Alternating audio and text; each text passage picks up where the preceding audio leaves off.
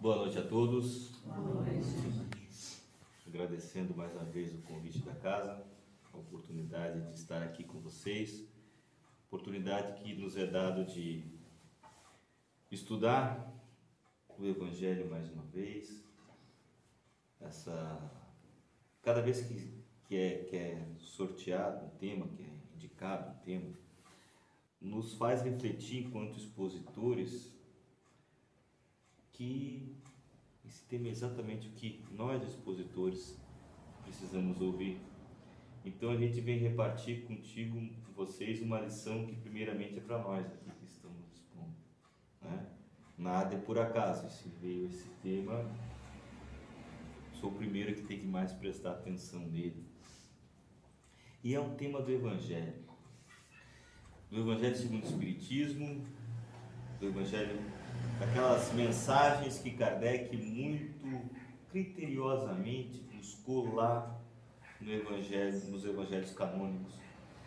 Kardec, quando fez essa seleção, ele buscou apenas aquilo que se refere às leis morais, porque nas leis morais convergem todas as doutrinas e filosofias.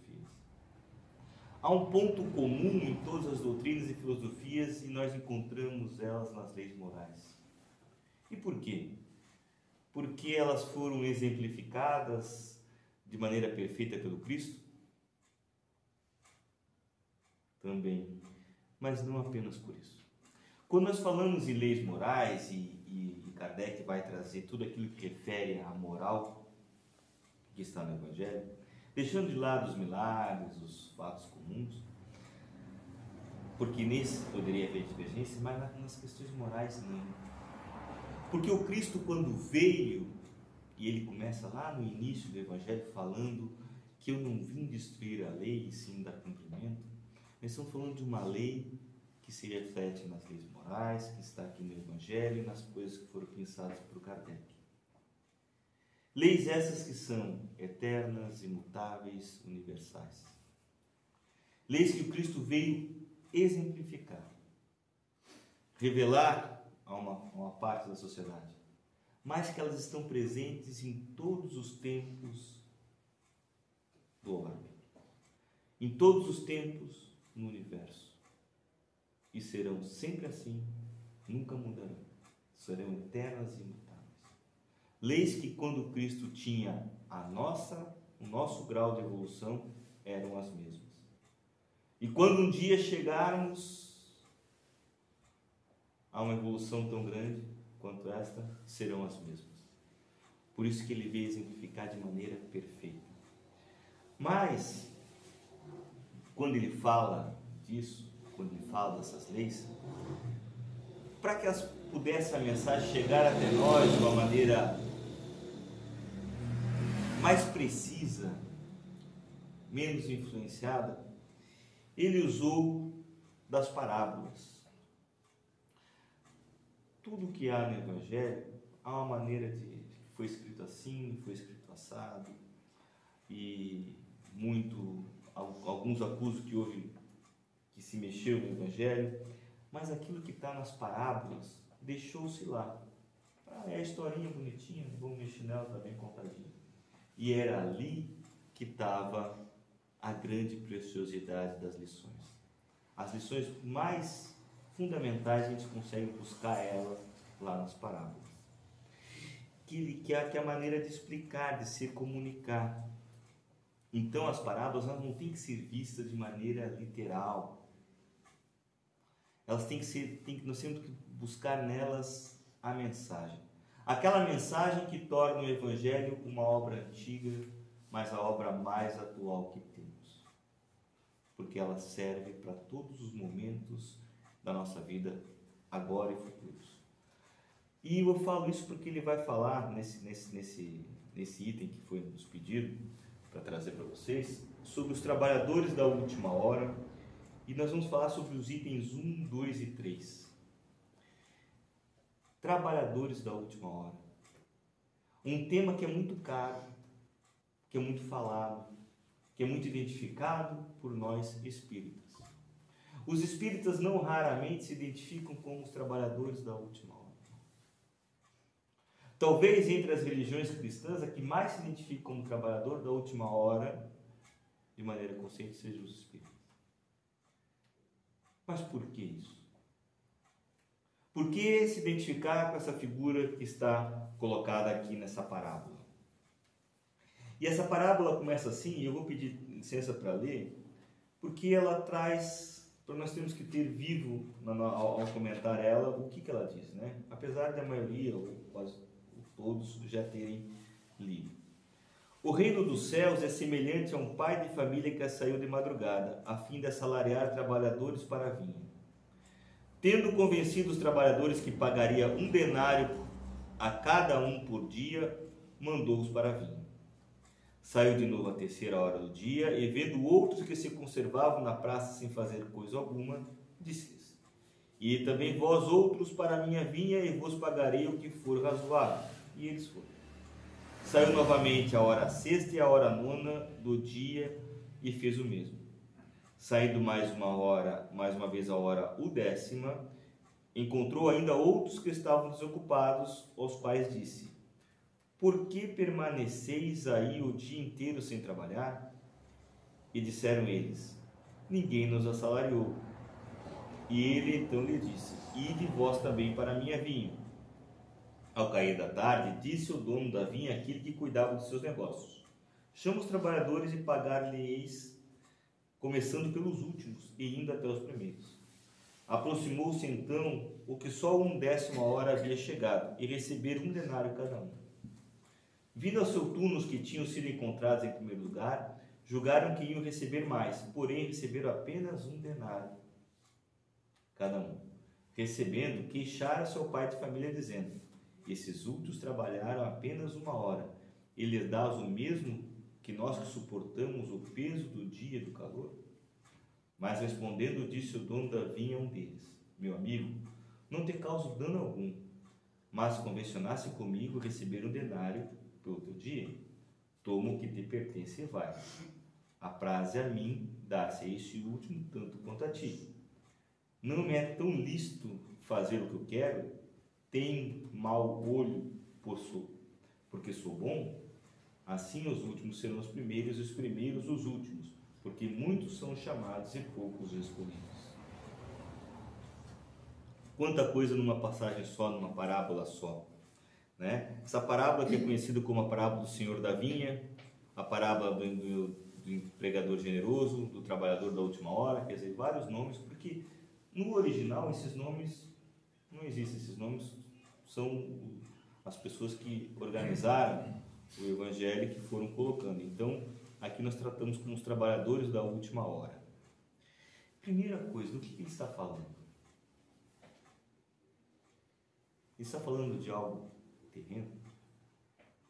Não. Ele está usando para dizer assim: o reino do céu se assemelha a. Então ele está falando do reino dos céus. Se ele está falando do reino dos céus, de que trabalho ele está falando? Do trabalho, da obra, da construção do reino dos céus, ou da nossa evolução enquanto planeta. De que salário ele está falando? De que remuneração ele está falando? A remuneração espiritual, a remuneração divina, não algo terrestre, não algo secular.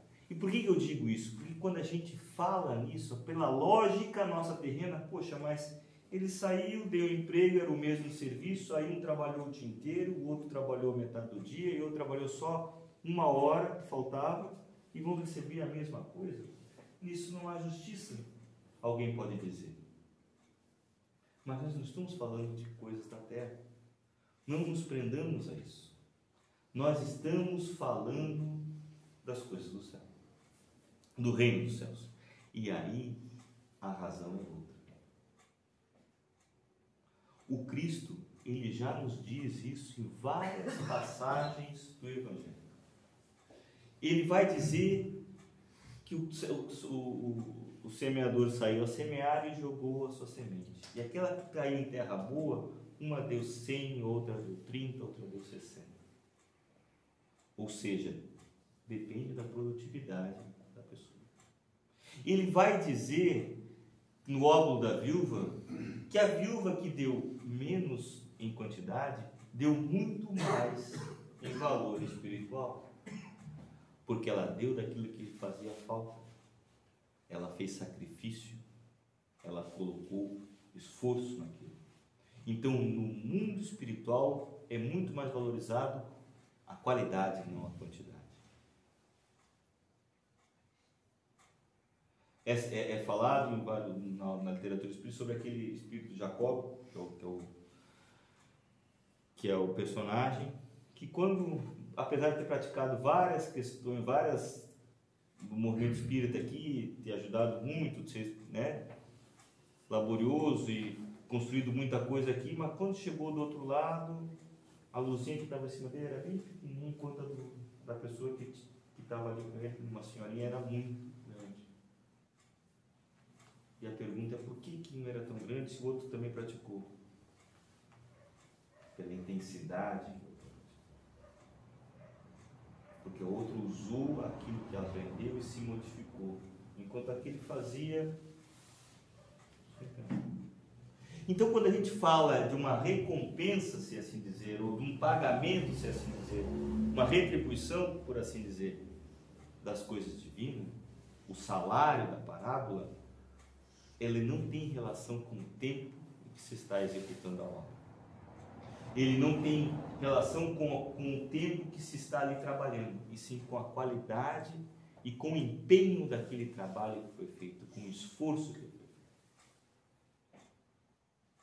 Então, então, o reino dos céus, o mundo espiritual, ele se assemelha a essa situação. Nós temos que usar nós temos que entender que é disso que o Cristo está falando, que é o nosso empenho que vai trazer a recompensa. É a nossa mudança que vai trazer. É nesse nível que nós estamos tratando. Não é? E ele vai falar que esse trabalhador da última hora, ele não é um simples trabalhador que estava ali esperando que chegasse a última hora para ele entrar e fazer a parte dele e ganhar a mesma coisa. Não. É a intenção que vai contar. Porque o trabalhador da última hora não é aquele que ficou simplesmente esperando passar o tempo, se escondendo quando passava a pessoa buscando que fosse trabalhar, para depois só chegar na última hora e trabalhar ali e receber. Não. O trabalhador da última hora é aquele que, enquanto estava esperando, ele só não foi trabalhar. Olha a resposta aqui. Por que permaneceis aí o dia inteiro sem trabalhar? E disseram que ninguém nos assalariou, ou seja, ninguém nos chamou ao trabalho, ninguém nos deu oportunidade. Mas eles estavam ali, esperando para trabalhar. A espiritualidade vai dizer, é esta a postura que se tem. Esta é a postura da recompensa. Muitas vezes, no nosso dia a dia, na nossa história aqui na Terra, a gente se depara com a seguinte situação. Passa uma oportunidade fantástica na frente de duas pessoas, seja de emprego, seja de trabalho aqui no centro ou numa outra situação, e aí um pega e lancha e o outro tenta pegar aquela oportunidade e dá com os burros na água, não vai para frente. Aí aquele que não conseguiu diz assim, a pessoa tem muita sorte, né? Estava ali, sorte, isso é sorte. Sorte não. Sorte, para quem tem a postura do trabalhador da última hora, é inclusive uma ofensa. Porque o trabalhador da última hora, essa pessoa que tem êxito nos seus propósitos aqui, é aquele que se prepara, se prepara, se prepara. Quando chega a oportunidade, ele pega ela com as duas mãos e executa, porque ele está muito preparado. Ele está esperando só que alguém venha assalariar, alguém venha dar a oportunidade. Aquele que faz a outra parte, que aqui na Kardec vai dizer, que fica ali se escondendo, fica só esperando, recebe o trabalho da preguiça, quer dizer, não vai para frente. E aí reclama que o outro teve muita sorte, ele é uma pessoa sem sorte. Ele é uma pessoa que não se preparou para a oportunidade. E aí a espiritualidade vai dizer que esse que assim procede, ele recebe o salário da preguiça, não o salário do trabalho. Quantidade versus qualidade. Muita gente está no movimento espírita há 30, 40, 50 anos. Muita gente está no movimento espírita desde o berço. Pois é. Isso é quantidade de tempo. Ah, eu estou no movimento espírita há mais de 30 anos. Bom, nós temos que entender que não é isso que torna uma pessoa verdadeiramente espírita. O espírita se reconhece pelo esforço que faz para modificar as suas matérias. Não pela quantidade de passos que ele tomou, nem pela quantidade de palestras que ele assistiu, nem pelo número de tempo que ele está no movimento espírita. Não é isso que diz a espiritualidade. Porque isso é tão verdadeiro, e eu falo isso porque é uma realidade, às vezes, que nos encontramos em algumas casas, acredito que não, mas, né, em rodas de conversa, porque eu estou falando porque eu tenho tantos anos de espiritismo. Pois é, não é por aí. Isso tem a ver com o tema de hoje. Qualidade. Porque esse trabalho que nós estamos falando é o trabalho de se modificar, é o trabalho de ser espírito, de combater as suas más tendências, é de se reconhecer, é de se modificar, é de abraçar a causa espírita quando tiver a oportunidade de trabalhar. E não está frequentando o centro espírita. São coisas diferentes. Apesar de frequentar, é muito bom, muito positivo, não é uma coisa que não exclui a outra. Mas o que te torna verdadeiramente merecedor do trabalho, aquilo que te modifica, é o teu esforço. Veja bem, se quantidade, esse cidadão aqui, nosso codificador, Allan Kardec, ele produziu essa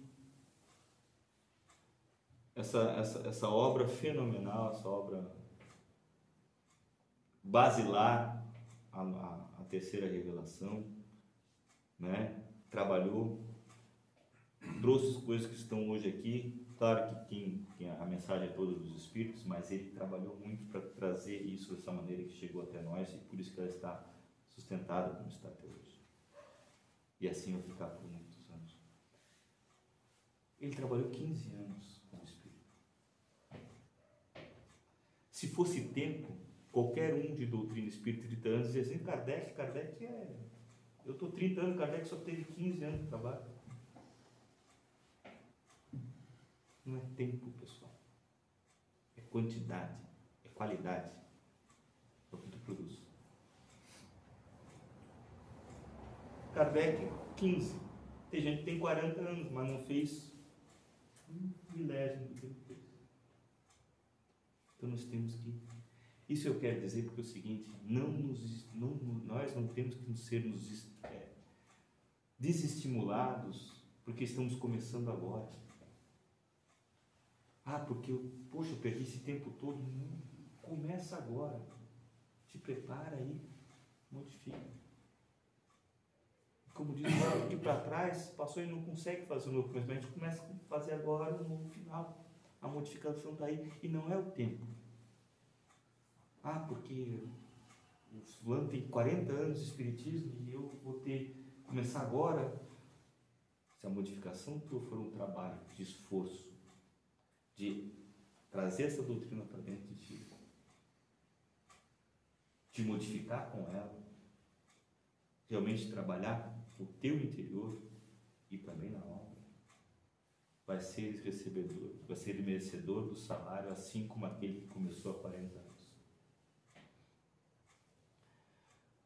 porque todos são merecedores. Vai ao nosso esforço. Aquele que se esconde, aquele que se acomoda, esse tem o salário da preguiça.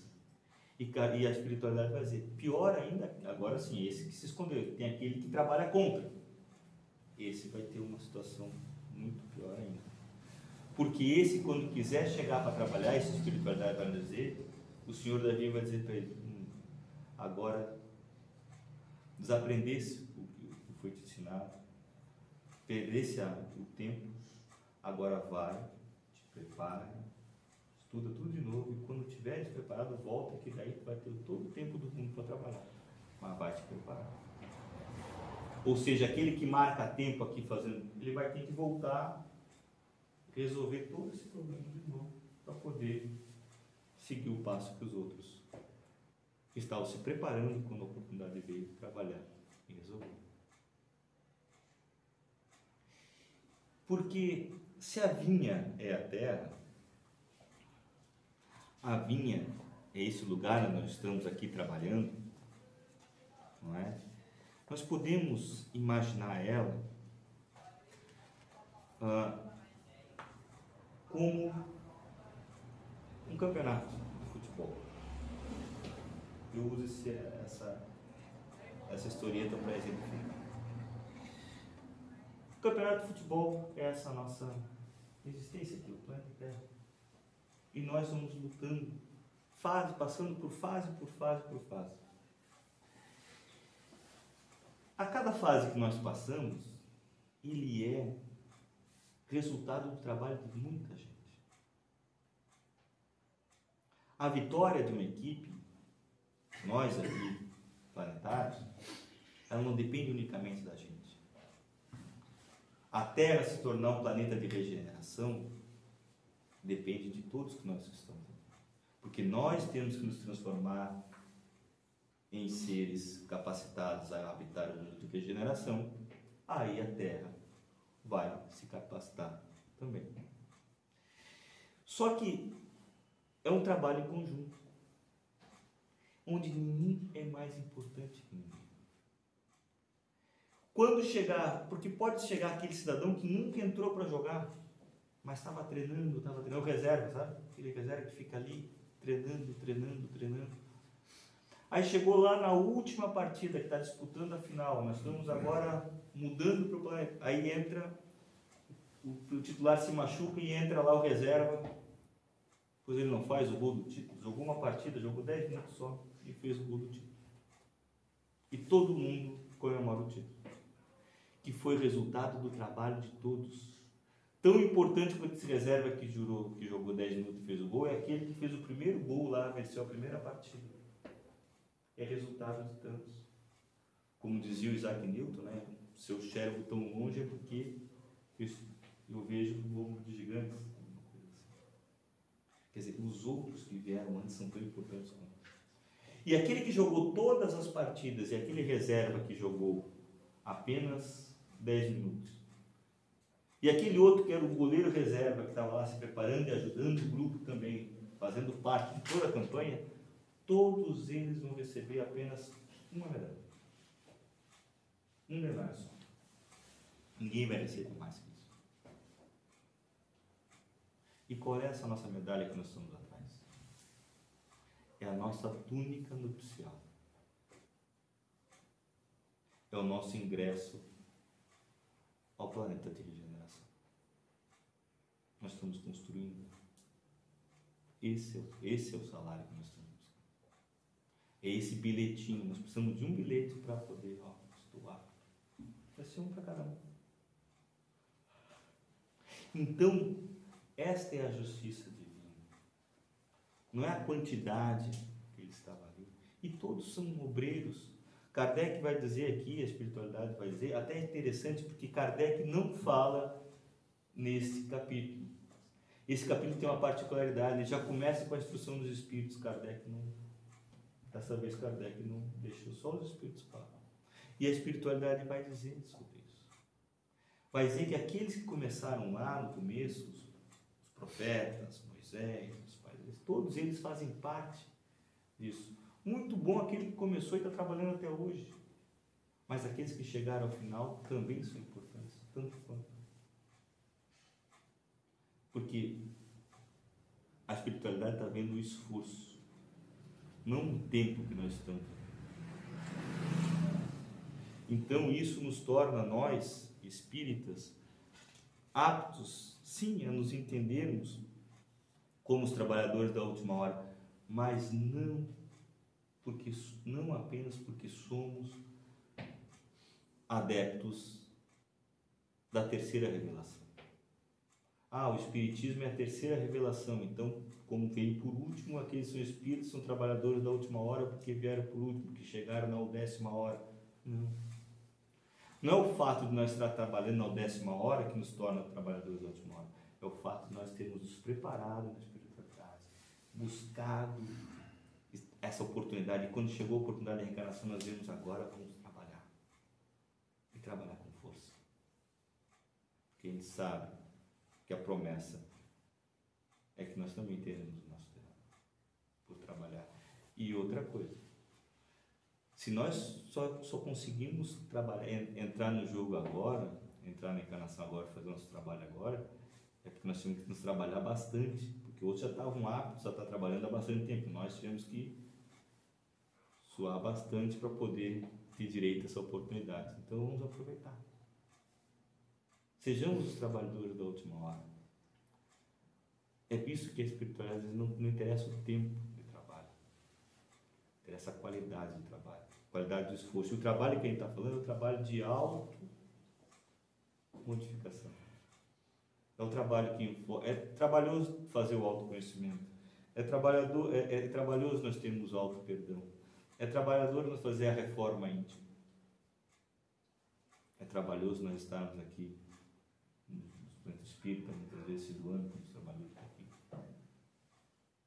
Mas esse trabalho íntimo, isso sim. E está tudo aqui para nós nos prepararmos. E se nós fizermos bem feito, seremos merecedores do nosso denário prometido aqui na parábola do trabalhador da vinha. Não é? É isso.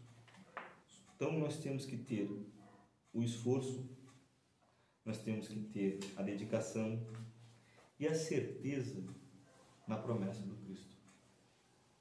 Não é? Façamos esse esforço. Façamos essa reflexão. Acreditamos que o nosso trabalho ele é feito pelo Senhor da vinha, que está olhando exatamente o que a gente faz. E não nos percamos, não sejamos desestimulados pela questão tempo. Se te acordou agora, começa a carregar essa mão, começa a trabalhar, que dá tempo e sobra.